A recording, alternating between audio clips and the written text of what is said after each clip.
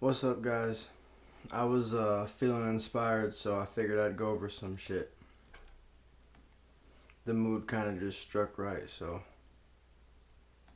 Alright, so to start with something that I feel is probably pretty important to know before anything, and that is, through a long and quite fucking interesting journey, I've come to realize that I'm a shaman. And I actually didn't even know that until I started looking up the things that I was personally experiencing. And then I realized afterwards that that's just quite honestly what I am. And it's hard to deny. And I've come to a point to where I'm just really fucking comfortable with it, because after you accept it, it's like it starts becoming really fucking amazing, the things that we can learn to crack into, especially if we have things in our background that still hold true in our blood today, and can be easily tapped into with the right attitude. So whether it be with psychedelics, meditation, ritual, I interact with the beings within the elements, the elementals, and the ether, the aether, whatever you want to call it. And it's a really amazing experience that I would love to share with everybody and teach people how to get in touch with this aspect. Because it quite literally is where all the elements come from. In fact, on the pentagram, it is what the point represents. It represents ether, aether, spirit.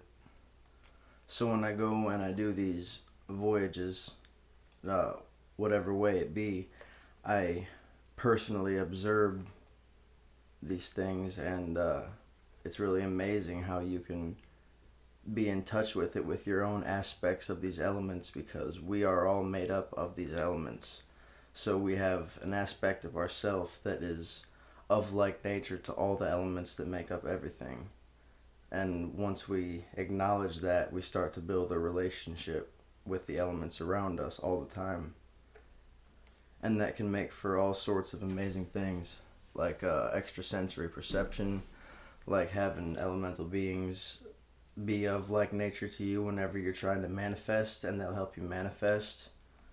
So some observations that I've realized that are pretty basic, but we all need to know these things to understand how we operate as humans.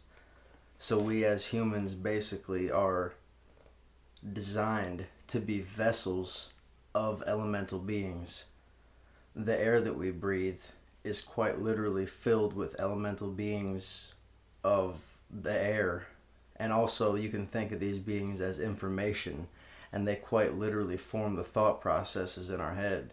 Some of the thoughts that pop up in our head are a result of the quality of information that we're breathing in the air.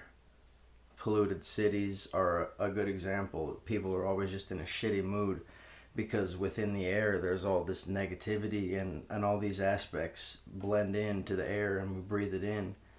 And as opposed to somewhere like where I live out in the middle of nowhere in the country, it's mountain air, beautiful air. It's refreshing to take a deep breath, as opposed to somewhere where it's constantly polluted. So we as humans are made up of all the elements, and we are vessels for the spirit aspects of all these elements. We're born into a world of these elements, and from an animistic point of view, which is the way to go if you ask me, all these elements have knowing and communicable spirit to them. Like the Native Americans talked about the spirits of the waterfall and the woods and all that different shit, and that's all real, because there actually is communicable spirit to everything that is made of elements, which is quite literally everything that exists on the physical plane. It has an aspect in the spiritual. If it's for you in the physical, then it has an aspect in the spiritual, without doubt, and quite inevitably. So spirit is quantum. You can think of it as the female aspect of nature. It's the fabrics of existence. It's from which all the elements come from. It's almost like a chaotic, omnipresent mass, but it's from which everything came from. And it's the source of all extrasensory perception, regardless of what it is. Once we, as beings, that have an aspect of life within all three aspects, being physical, etheric, and astral, we realize that we have an aspect of ourself within all of these three aspects. We start to build a relationship with those aspects above us, and it rings vibration, comes up and comes back down, and takes effect in the physical plane. And spirit is quantum, so you can't think of it as like something that you'd see or you hear or you feel, because it's quite literally all the senses blended into one. And if you ever have sleep paralysis where you start to vibrate and whatnot, and or you go inside yourself and astral project, you will understand what I mean by how senses don't really hold true to their one aspect whenever you're in spirit. They're all kind of blended together. And we have that, we are spirit within ourselves, but our human vessels have instruments of conveying the individual aspects of spirit. So there's 5 elements, 5 aspects of spirit, because these elementals are spirit. And then we have 5 senses that convey individual aspects of spirit.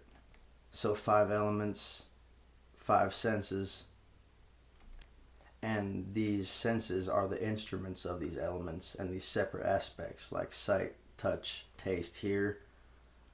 These all have a place in spirit as well, the 5 aspects of nature. So we're designed to be vessels of the elementals. So when they say we're spirit, it's not like we are one individual spirit. Of course, we have an individual aspect, but we function through many different aspects of spirit in general. Just in the air that we breathe and the food that we eat, it all becomes our energy field, and we function through it. It's like we breathe in the information, and it nourishes our being, quite literally. So that's just a quick little rundown on how we as vessels of conduits of spirit function in a pretty basic sense. And once you start to understand it, you can start to feel it, and then you just be it. And then you start to upgrade your genetics quite literally, because your aspect of awareness within your physical plane is resonating quite literally with your higher aspects of self. And this in a way makes you become like a united being, and you have control of your whole aspect of yourself, your left and your right. You kind of find the place right in the middle, and it's like your control center. And again, I found all this stuff from personal observation, and yet I knew when I was learning it through myself that I was going to be able to go out and find many credible sources saying the same thing and assuring it for me. And you certainly can do that. You can find many places talking about these same things. Rudolf Steiner, Nikola Tesla, they all are talking about the ether. Rudolf Steiner in particular is really detailed about the elemental beings. He's great information to seek out if you are interested in getting really in details about this shit. And again, that just comes back to the importance of doing the research for yourself, experience for yourself, before you start going out and getting into other people's biased opinions, because every different religion, every different book that's written, it's somebody's personal twist on shit. So it's always good to do the experience for yourself, so once you go out and start experiencing other people's work, you can pick out what's biased and pick out what resonates for you personally. Anyway, I appreciate you guys. I'll talk to you next time.